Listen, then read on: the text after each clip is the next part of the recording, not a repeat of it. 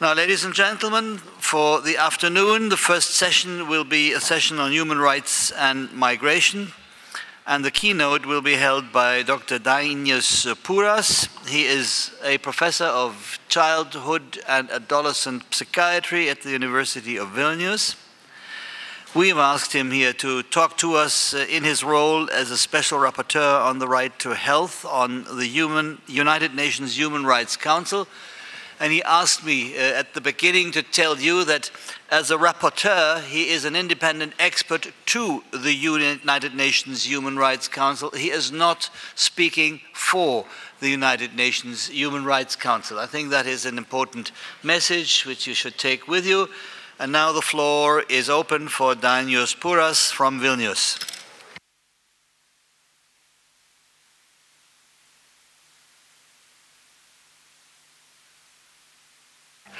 Good afternoon. This is a great pleasure for me to be part of this important symposium. Issue which we are discussing today and tomorrow is at the heart of human rights advocates, at the heart of medical profession, and I hope that it's at the heart of general public and policymakers. I first want to briefly introduce you or remind to you about UN human rights mechanisms. I am part of it. I am part of a special procedures system which has independent experts. United Nations Special Human Rights Council appoints so-called special rapporteurs on thematic issues or on some countries, and they serve as independent experts. So I am linked to UN because I was appointed by UN, but I am not part of the UN, and I am not part of UN staff. So this is how this independent mechanism is created and it's functioning. Special rapporteurs like me, there are many special rapporteurs because there are many important themes. They examine and report back on some specific human rights theme or on country situation when they have country visits. This position is not paid. And the idea is that independent experts, special rapporteurs, may, because of their independent status, may better than others inform United Nations and governments and make non-biased recommendations. Also, I am proud to be a medical doctor, child mental health professional, and I'm working and earning my salary in Vilnius University, Lithuania. Special rapporteur on the right to health, like I am serving now, is requested to gather, receive, exchange right to health information.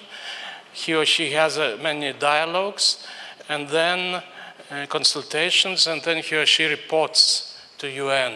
For example, I report once per year to Human Rights Council based in Geneva, and once per year to General Assembly in New York. I was appointed 1.5 years ago. I had country mission to Malaysia, Paraguay. Now I'm planning this year to go to Algeria and Croatia. And also we have a so-called communications procedure when we send confidential letters to government in which we raise issues of concern, and we give some time for them to respond. And then we have opportunity to go public. But first we try to use confidential channels. So sometimes we're doing something what we cannot inform others when they even making pressure, good pressure on us, like civil society, asking to act. And among other special rapporteurs, we have a special rapporteur on the right to human rights, on human rights of migrants, Mr. Wrapup from Canada. He's, I think, very good special rapporteur on this important issue. So some maybe ABC things to remind you of human rights. Doctors, like in this audience, are interested in human rights, should be interested in human rights. Sometimes it happens that people like you and me receive questions from other doctors. Why are you interested in human rights? So then I think you agree with me that then we feel a little bit uneasy that some doctors are curious why other doctors are interested in human rights. Maybe it's part of the problem here. Human rights are universal and considered the birthright of every human being. Human rights are articulated as entitlements of individuals and groups, and there are different classes of human rights. You know, there are civil, cultural, economic, political, social rights. I want to stress, because there was a lot of interpretations, there was what was called Cold War, and now it's consensus that there are no hierarchies within human rights or their classes. All human rights are equally important, and there should be no selective approach to human rights. States assume, when they ratify international documents, they assume obligations under international law to respect, protect, and fulfill human rights. To respect means that states must refrain from interfering with or curtailing the enjoyment of human rights. To protect requires state to protect individuals and groups against undue interference by other individuals and entities, and to fulfill means that states must take positive action to ensure enjoyment of human rights. Just to remind, there are 9 core international human rights treaties, and I will not list you, you can read them, they are all equally important, and accordingly there are committees which monitor these conventions. Most European countries and most countries in the world, but not all, have ratified these conventions. Of course, we can share our concern that not all countries are very willing to implement these conventions. And although there is a mechanism to make a pressure, but it's not always does it work. I happened to be some years ago member of CRC, Committee on the Rights of the Child, so I know this system of human rights treaties. And now moving to persons affected by war, conflict, migration, displacement. A lot has been told already today. I will try not to repeat, but wording is very important. Now, when, for example, a word is used, and it's too often used, sadly, illegal migrants, then probably we all feel that it leads to tendency to criminalize them. So it is very strongly recommended not to use this word illegal. Instead, it's better to use the word undocumented, and now UN suggests to use the word irregular, or migrants in irregular situations.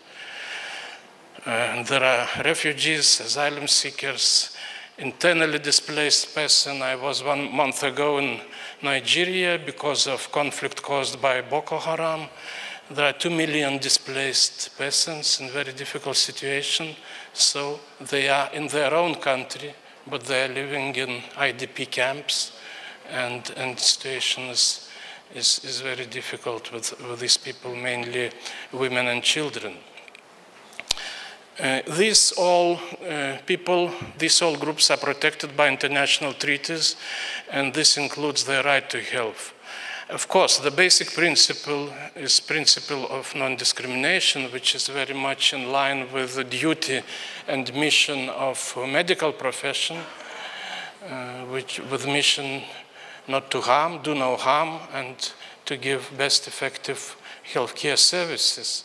As we know, these groups which we speak about today are very often affected by both discrimination by law, but also more often even they are affected by discrimination de facto. Most often states use nationality or legal status as a basis to draw distinction between persons who may and may not enjoy access to healthcare facilities, goods and services. However, international human rights law provides that all persons without discrimination must have access to all fundamental human rights provided in the International Bill of Human Rights. And of course, we have European Union values and Charter human rights of European Union, which I think should be more strongly implemented. Therefore, migrants and also refugees and asylum seekers, regardless of their status, are protected by international human rights law. The main covenant which regulates the right to health is the International Convention on Economic, Social, Cultural Rights. And I will not elaborate on this, but my predecessor, I had two predecessors before me. There were two special rapporteurs on right to health, Paul Hunt from New Zealand, now working in University of Essex, and Anand Grover from India. Both were lawyers. I am the first medical doctor to be special rapporteur on the right to health. And you see, Paul Hunt developed this analytical framework. It is very good to discuss, to elaborate on any issue related to right to health, including right to health of people affected by people like refugees or migrants. And so we could go through all these A, B, C, D, E, F, G, and so on, and look how, for example, in some particular country, rights of these people are protected, or maybe they are discriminated.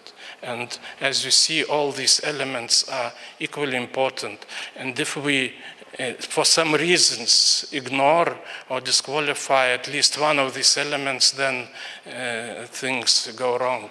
For example, if there is no monitoring or accountability, then we know what happens.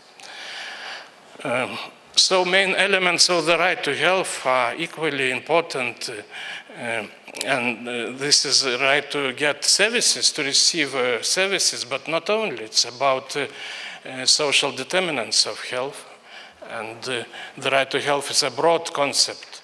And of course, we can break it to maternal, then child, reproductive health, healthy workplace, and many other elements.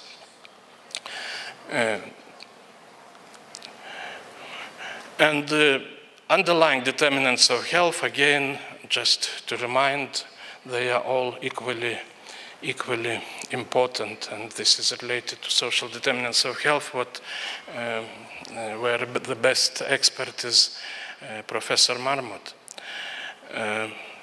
Healthcare, to receive healthcare, we all as doctors know how important it is, and how important it is, unfortunately, when some countries deprive of possibility to provide good healthcare to people in vulnerable groups, like, for example, irregular migrants. Here you see this so-called AAAQ: availability, accessibility, acceptability, and quality of services are main elements.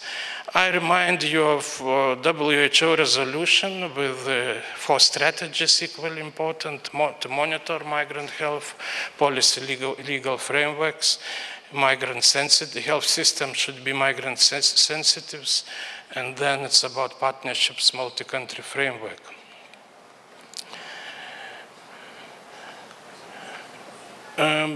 As I told in the beginning, irregular migrants suffer most often from different wrong attitudes, misperceptions, myths about, well, you know, all these phobias about as if they steal jobs and bring diseases and so on. I will speak later about the role of medical professionals and associations. But irregular migrants, of course, are entitled under international law to enjoy all economic, social, cultural rights. States are prohibited from discriminating against them on grounds of nationality or legal status. And special rapporteurs and committees in UN are constantly reminding, making pressure, issuing press releases, statements on these issues. Of course, we are not omnipotent. We do not have very, very powerful tools. But I think that if we unite and we make these efforts more concerted, we can reach more to cope with this situation, which is unacceptable now, and what was already told before me. It's about women, it's about children, it's about all other groups of irregular migrants who suffer from these attitudes. Cultural issues, of course, are very important. Mental health issues like psychosocial support. I would reiterate the need to address xenophobia and myths related to migrant and refugee crisis. Also, there should be more, this shift more strong in policies from addressing individual health issues, which is important. Then we focus too much on some wrong assumptions on you know, bringing infectious diseases and so on, but shifting to public health and to health policies. I firmly believe that this situation, like now, can contribute positively to performance of healthcare systems, because it identifies gaps and shortcomings of healthcare systems, and they can be improved. So this paradigm shift should be, which is on paper, but should be in practice, from traditional approach based on exclusion, like security, disease control, quarantine, and national focus, to multidimensional approach of inclusion, social protection, health determinants, multi-country, intersectoral, and I should add, of course, human rights. Just example, these three tables, it's from World Psychiatric Association. 5 years ago, they issued, I should say, good guidelines how to improve mental health care in migrants. And why I want to show them, it's general, it could be used to not only to mental health, because it underlines obligations or responsibilities of three key groups which we are speaking here today: policymakers, medical professionals and allied professionals, and the general public.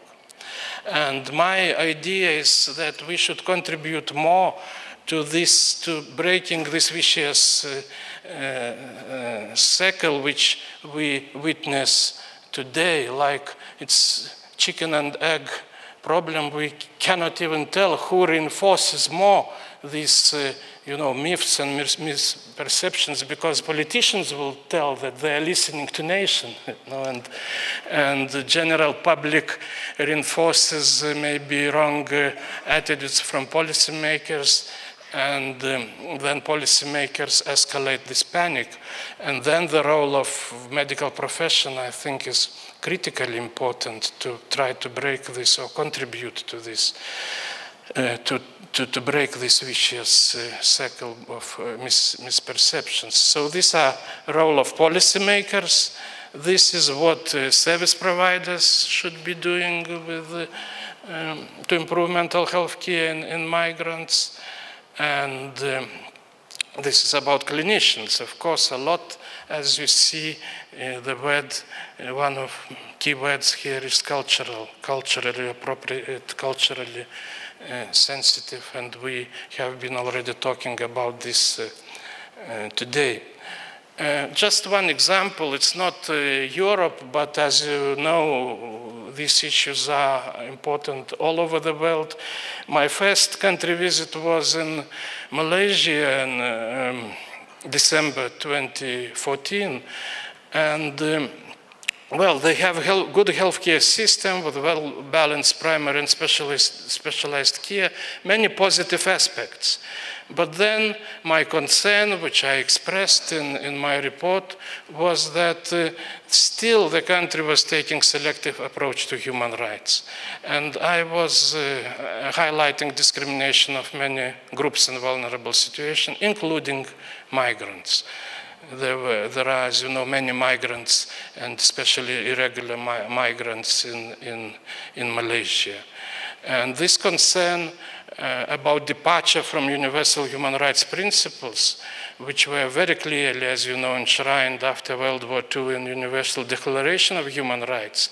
So in 1948, somehow it was clear. Now a worrying global tendency is to move to selective approach to human rights and to explain that, okay, we protect the human rights of these citizens, of these people, but not so much of these people. And this is, I think, very big concern, and medical doctors are in good position to address this tendency. So on my last day of country visit, when this is an unwritten rule, a tradition, when an expert leaves the country, the last day he or she makes an end of mission statement, and then prepares a report and presents this report to Human Rights Council. And so I emphasize this selective approach to human rights, mostly based on restrictive interpretations. And then I delivered a report to Human Rights Council where these issues of problems, violations, rights of migrants were a very strong part of this report. And many of them are relevant, I think, to European situation. But I recommended to eliminate discriminatory provisions from foreign workers' health screening policy and legal framework, ensure that non-nationals, especially undocumented migrants, refugees, and asylum seekers can afford to access public health care. And just 1 year before I visited Malaysia, they introduced immigration desks in the hospitals. So doctors have to provide care, but then they have to inform police that, illegal migrant, as they call it, is here. So it is very, I think, medical doctors and including medical associations should raise this as a violation of human rights, of course, of these people in vulnerable situations, but it's also a violation of basic principles of medical profession, of integrity of medical profession. And I visited then these detention centers where, for example, a woman who delivers birth is moved to this detention center with a baby just several days after delivery. So these practices are not acceptable. And also I raised some other issues related to rights of migrants, refugees, and asylum seekers. Especially difficult situation I remember always was situation of Rohingya group, which, as you know, are persecuted in Myanmar, and when they flee to, for example, to Malaysia and have problems there. Now back to Europe should be seen. I am convinced that this crisis, or so-called crisis as we decided before lunch, should be seen not only as a challenge but also as opportunity. This is a good opportunity to rethink basic values of practice and science of medicine and public health also. The current situation may help to reconsider and improve some elements of healthcare policies and services in many countries. This is a good opportunity, actually, what we are doing today, I think, to strengthen synergies in operationalizing resolutions and statements of WHO, World Medical Association, and UN treaty bodies and independent experts. And of course, such passionate NGOs like MSF and others.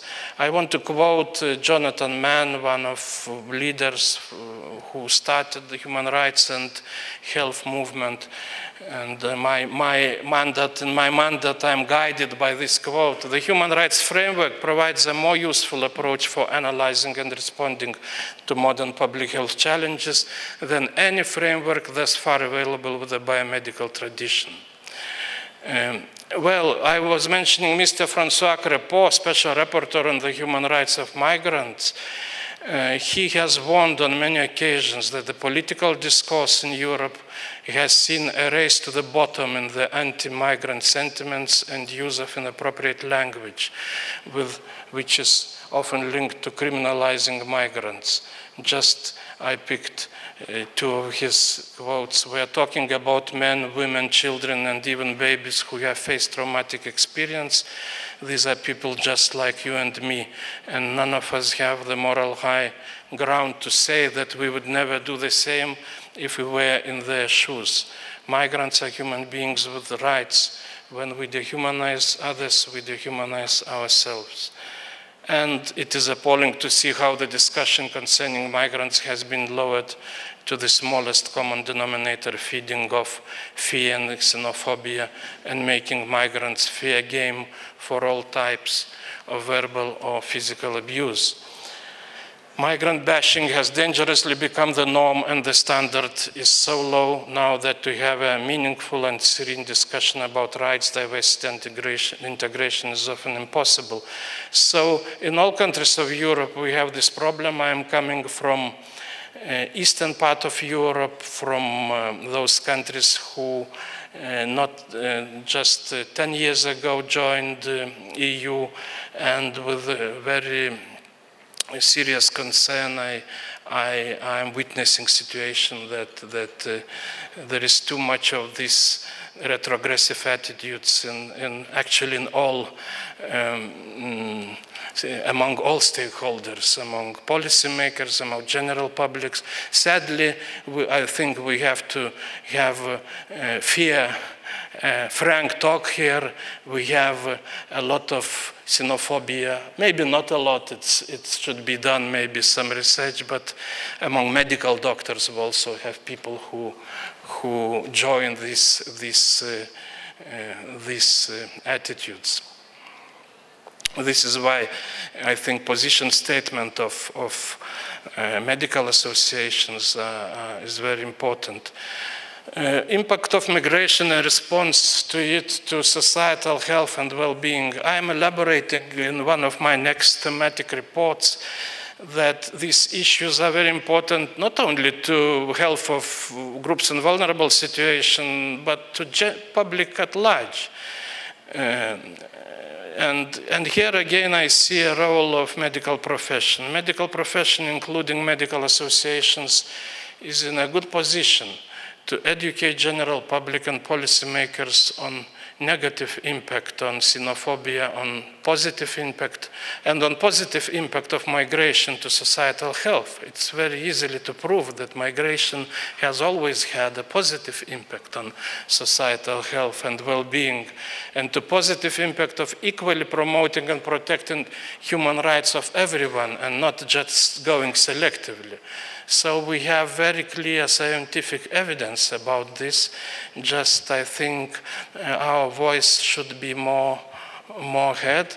And I am thinking and speaking about this because medical profession is not only respectable, it's a powerful profession. Policymakers are very often listening to what we talk. So my conclusion, again, it's about some reminder, not maybe to this room, but that we send these messages to others when we come back, that the mankind seems to have forgotten atrocities of the World War II and how this all developed, and why Universal Declaration of Human Rights was born in 1948. Medical profession has a mission, and I should add duty, responsibility, to remind policymakers and general public that there can be no health, no peace, no sustainable development if universal human rights principles are not respected and protected. Thank you.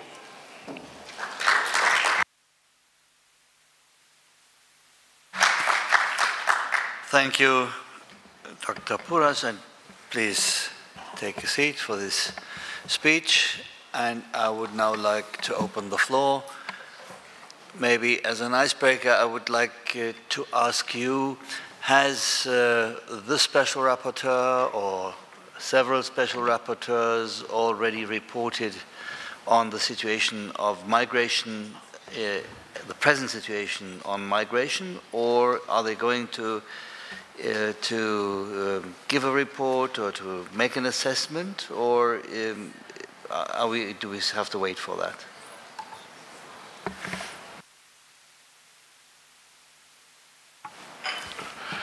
I would just recommend for those who are interested to find, it's very easy to find, to Google and to find a website of Special Rapporteur on Human Rights of Migrants, and he has done a lot of reports. He had recently many visits to countries, and he is every week issuing some very strong statement on the situation. Also, this is done by High Commissioner of Human Rights. So we work in harmony. We are independent experts, but we are backed, and we have our support persons in Geneva and Office of High Commissioner of Human Rights. So recently, just 2 days ago, High Commissioner issued a statement about attitudes in 5 countries with police and so on. And so this mechanism is doing all they can, but of course only one mechanism is not enough, and we have to join, all of us, our efforts also with the European regional bodies. Thank you. Do you have further questions, comments, remarks? Yes, our friend from Gothenburg.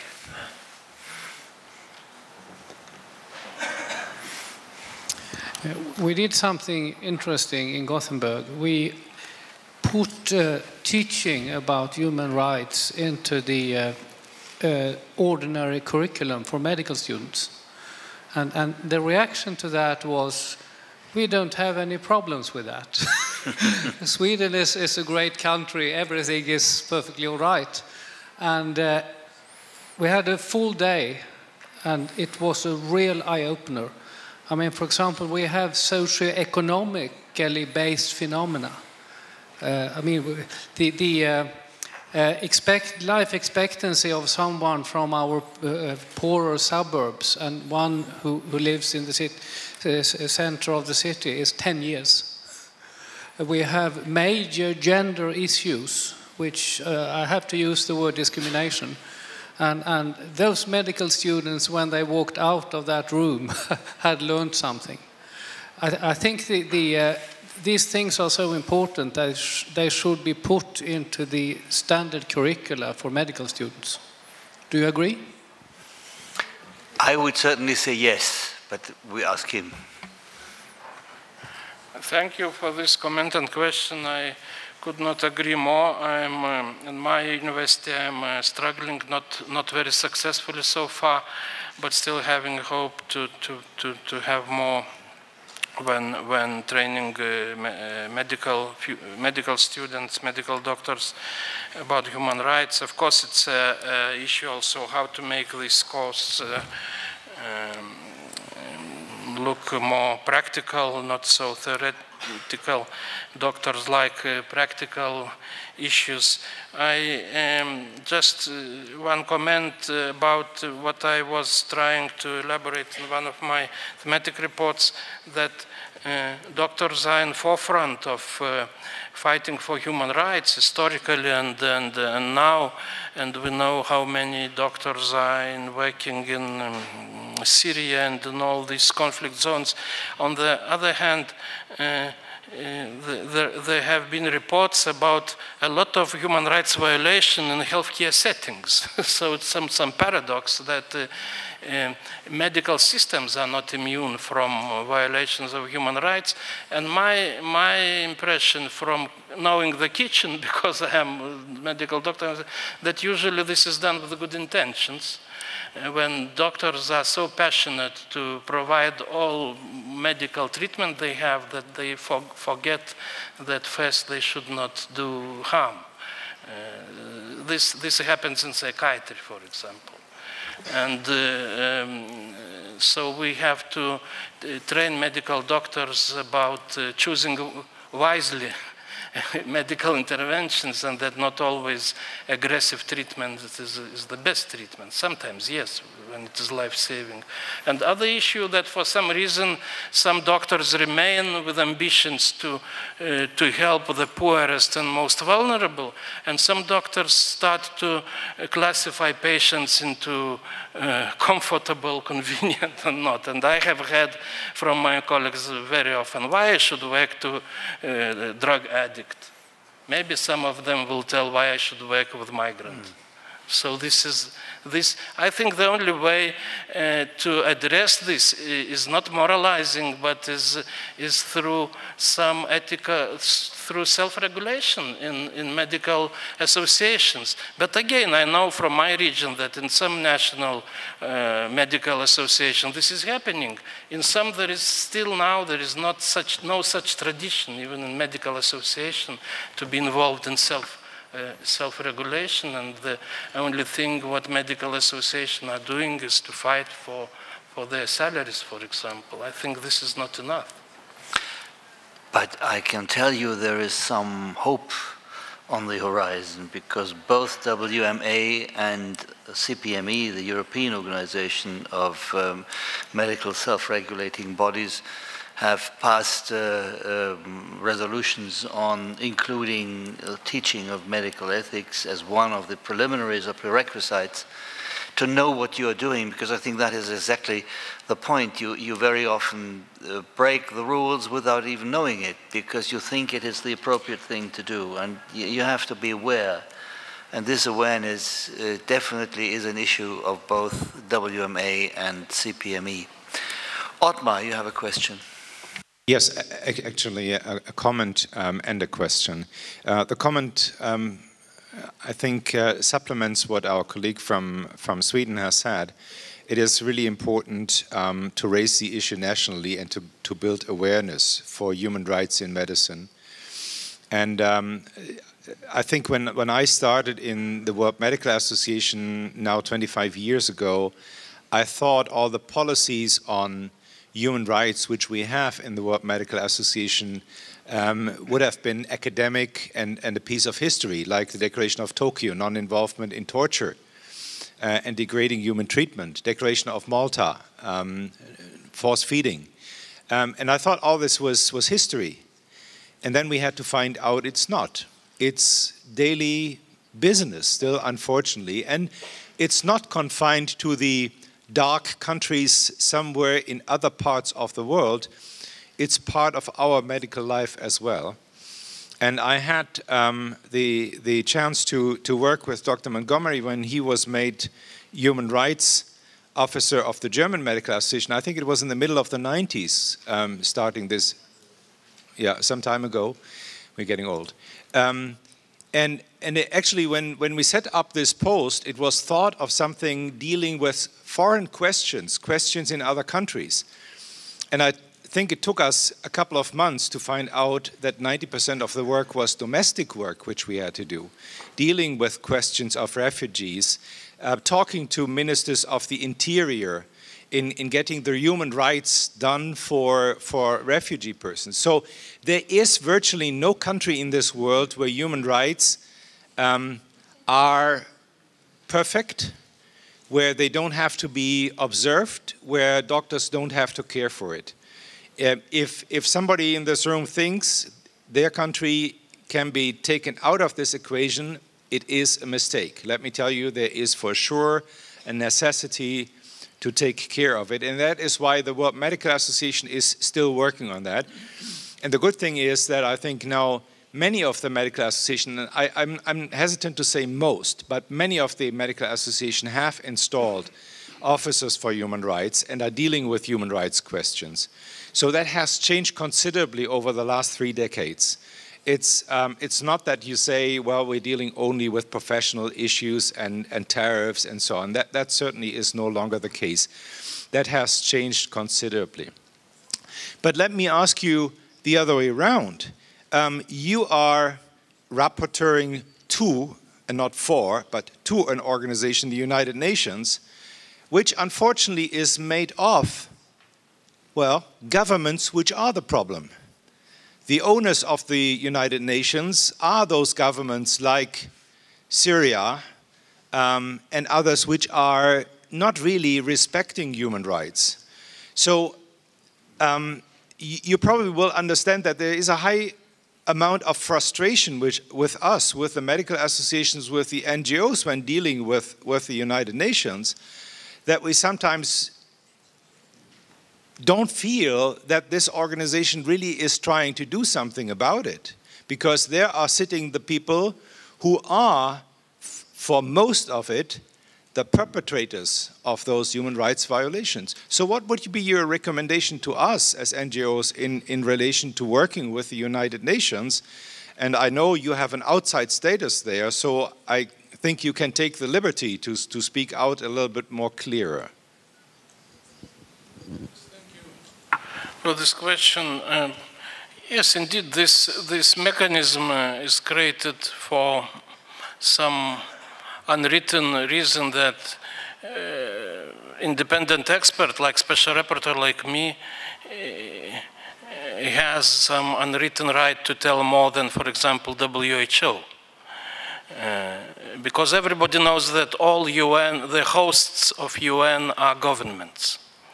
So when people like me, mandate holders, plan a visit to some country, it is a very interesting experience to see how the level of maturity of this country, even they invite you, you can see during preparations and especially during visit how really willing they are to take this process seriously, because this is only for them. This is for them to get better. It's not for Geneva, New York. But some governments do not understand this. They think that this is some inspection coming, some control committee or something. And then we rapporteurs meet in these countries with officials. And then we meet with civil society, and sometimes to meet with civil society we have to arrange confidential meetings, because you know it can be a difficult situation for these people if they meet us, and then we work on the report, and then when we report in Human Rights Council, it's so-called interactive dialogue then in Human Rights Council, which I think is the most interesting part of this, because maybe you will be criticized for the things you raise about rights of migrants, that they should be treated as nationals, as citizens. So this is a paradoxical situation. Then in Human Rights Council you are reminded that people do not have equal rights. So it is sad to tell this, and I observe, without dramatizing this, some retrogressive tendencies, what I told also today and other speakers told, that we should better remind what happened 70 years or so ago, not forget at least. And of course the biggest responsibility is on governments, powerful governments, but each government, not only the biggest countries in the world, but I think each government should be aware that they are responsible, especially after they ratified these all conventions. But very often, even in Europe, we observe this cynical cynical approach that yes, we ratified, but life is life. So, but again, I am back to this this vicious cycle. I agree that the biggest responsibility is states, but citizens, including well-informed citizens like doctors and their professional bodies, can do something to remind policymakers their duties, especially with this regard to this manipulation with human rights of our own people and others. I think this has become too threatening and too dangerous. Thank you.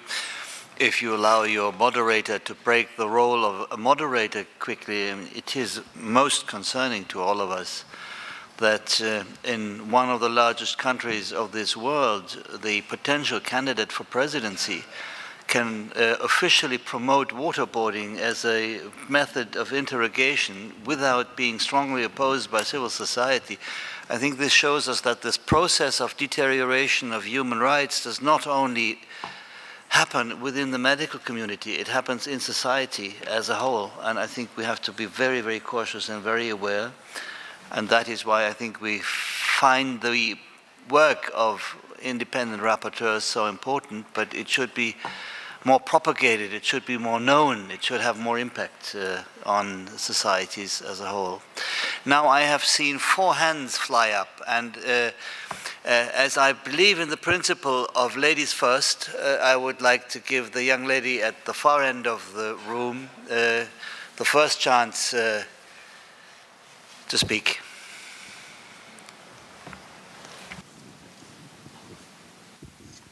First of all, I would like to thank you for your immensely informative speech. I'm a human rights activist, and I wonder, as the first medical doctor to become a special rapporteur on right to health, would you have any recommendations for implementing core human rights values into immediate health care for immigrants? We know that discrimination towards different races and sexes of immigrants cause problems in basic human needs, which would indicate an even more sensitive approach to should be taken when it comes to healthcare and immigrants and psychological assistance, especially in countries such as Greece and Turkey, where the health needs of a large number of immigrants are directly confronted in hospitals or at the borders, as done by the volunteer doctors for MSF.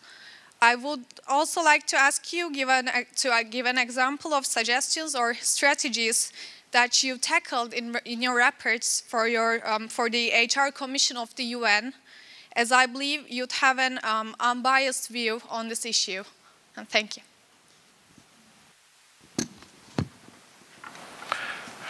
Thank you for this question. I cannot make recommendations just now. We have just procedures, and when I make reports, when I report, then I submit and report on and make recommendations. Just my insights today during this symposium is that I share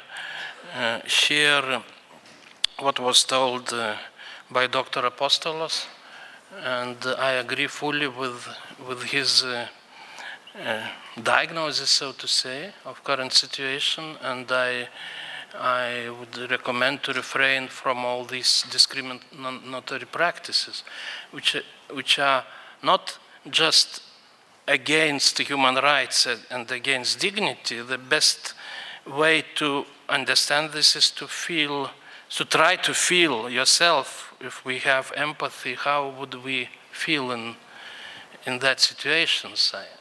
I do not have other example. When I talk to policymakers, I give this example. Try to imagine how you would feel in that situation. But so this is human rights argument.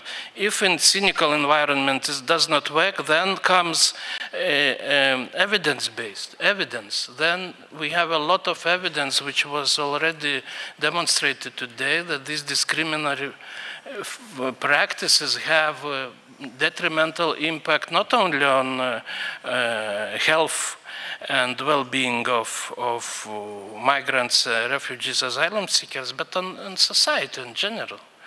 And then public health and sociology may prove. And even these diseases, they are produced by conditions we create, and not by people who are coming. So I have nothing to add to what was told before lunch, and I just want to wish all of us, including myself, when we come back to our homes, we double or triple our efforts, and each of us finds at least 10 or 5 people who join our thinking and our passion, and then maybe change is possible. Thank you. Now, we're a bit short of time, so I ask the next one, and then you, and there are no more hands flying up, so I'll ask you two to put your questions, and please be brief, because we would like to wrap up and go to the next point of discussion on the agenda. Yes, up to you. Doktor Mahmut Ortakaya, Diyarbakır. Konuşmacıya teşekkür ediyorum. Gayet güzel bir konu işlediler. Yeah, I don't have it, but then you have to answer direct. I don't understand him.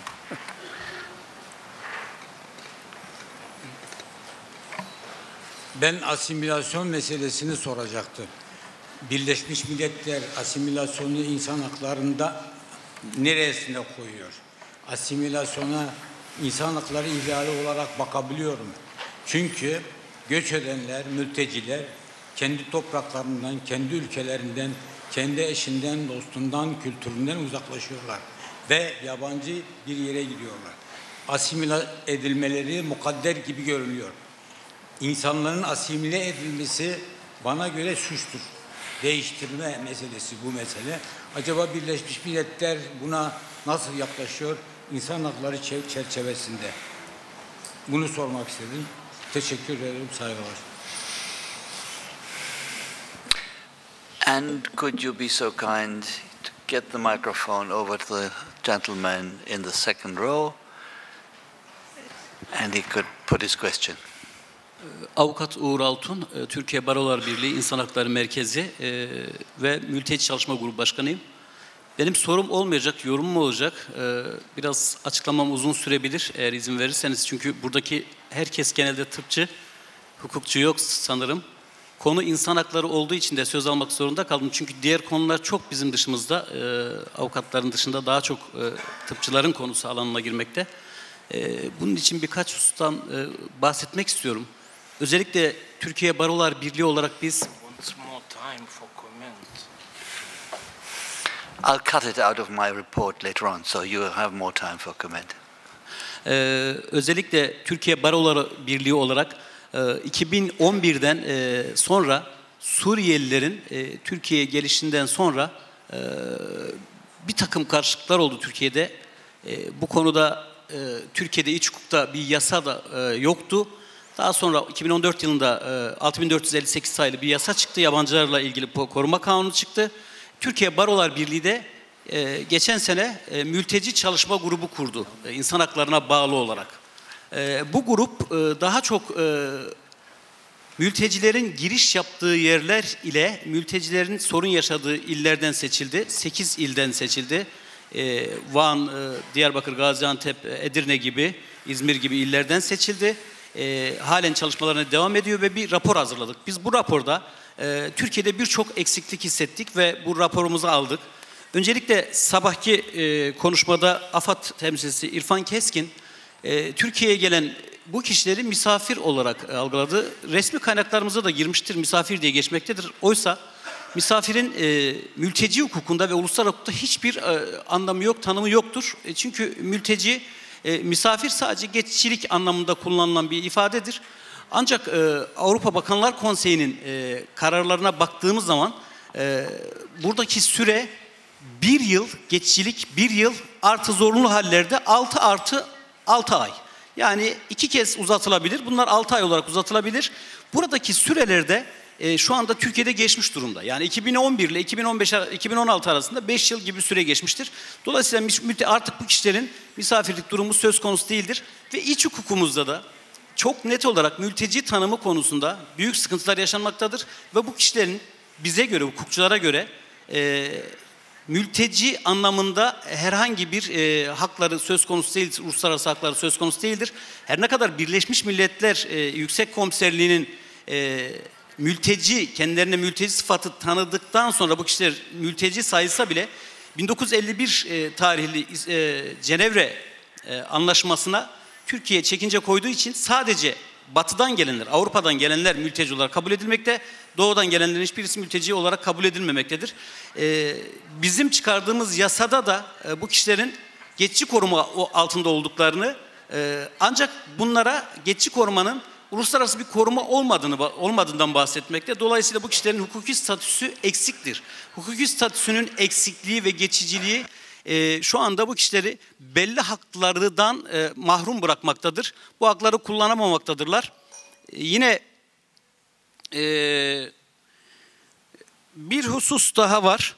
O da bu kişilerin iç hukukta davalarda vekaletname sorunları gibi vekaletnamesiz davalara girememe, avukat tutamama, müdafi yardımından yararlanamama ve tercüman yardımından yararlanması ancak paralı yararlanma şeklinde İnsan Hakları Sözleşmesi'nin 6. maddesine aykırı uygulamaları var şu anda mahkemelerimizde.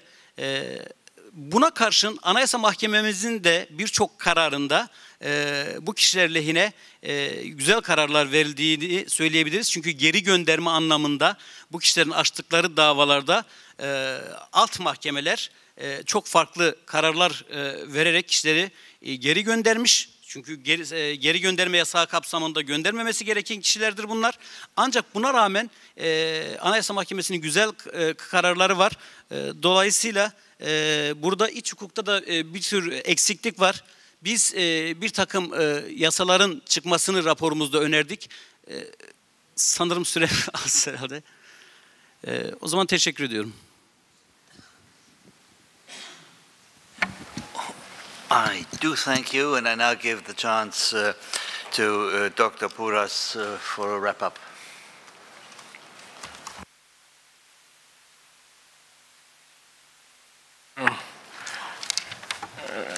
That was comment or question by gentleman. I just want to briefly comment on assimilation issue he has raised. I think that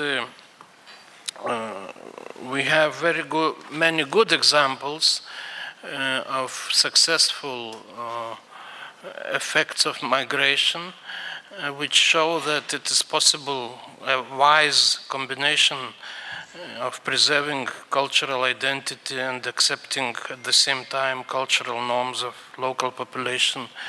It's absolutely may coexist. And this is possible if only relations are mutually respectful. So again, it's about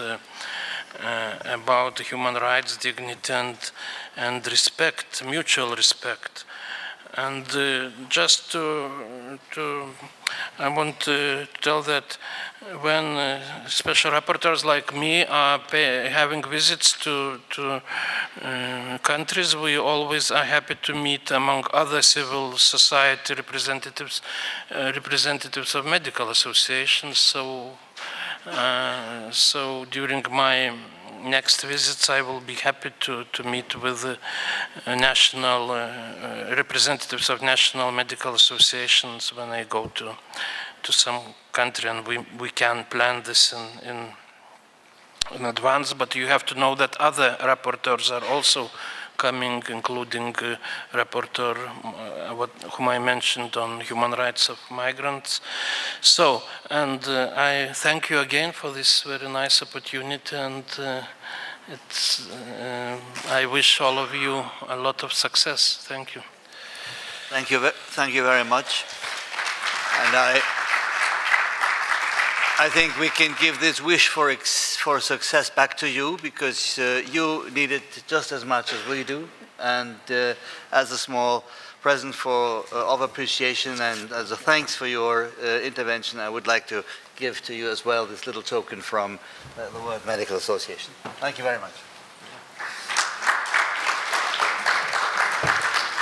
Now this concludes the session on these human rights, and now we move on to another panel with medical associations, and I hand over the chair to my Swedish colleague Heidi Stensmyren.